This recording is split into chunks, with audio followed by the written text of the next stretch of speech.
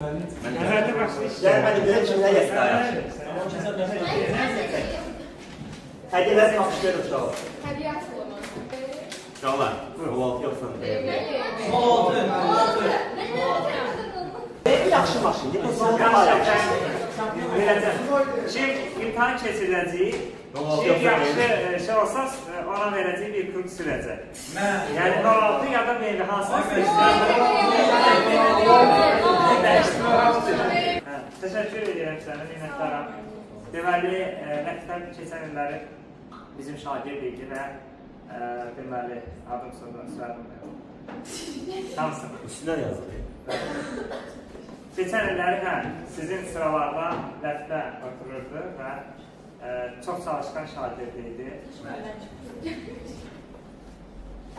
Səs.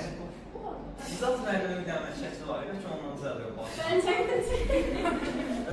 Mən sözlərim. Çox sağ olun. Çox sevindim.